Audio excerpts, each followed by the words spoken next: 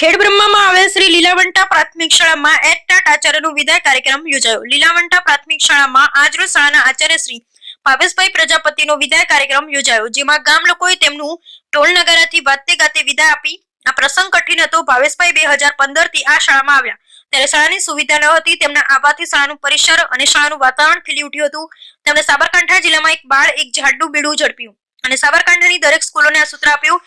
તેમની શાળામાં પણ તેઓએ 200 ઉપર ઝાડ વાવ્યા। જાણે પર્યાવરણનું જતન લીલાવંટા શાળામાં થતું જોઈ બીજી શાળાઓને પણ પ્રેરણા મળી હતી। ભાવેશભાઈએ બાળકોને પણ સમજાવી ઘરે ઝાડ વાવવા પ્રેરિત કર્યા હતા। શિક્ષણમાં પણ બાળકો અને વાલીઓને જાગૃત કરી ગામ લોકોનો પ્રેમ મેળવ્યો હતો। તેમનો સ્વભાવ એકદમ નિખાલસ અને દરેક સાથે હળીમળી કામ કરવાની તમન્ના હતી।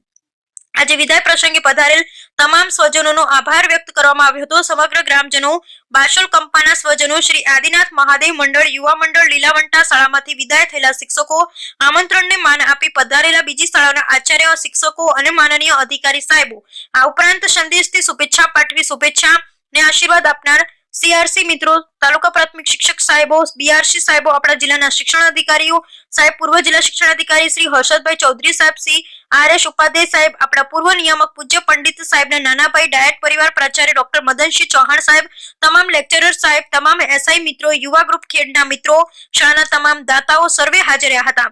ગામ લોકોએ તેમને ઢોલ નગારાથી માનભેર વિદાય આપી હતી। છેલ્લે ભાવેશભાઈ વિદાય લઈ બીજી જગ્યાએ ગયા, પરંતુ ખેડબ્રહ્મા અને સાબરકાંઠા જિલ્લામાં એક સૂત્ર આપ્યું, એક બાળ એક ઝાડ એ હંમેશા માટે આપતા ગયા। બ્યુરો રિપોર્ટ સતીશભાઈ મના।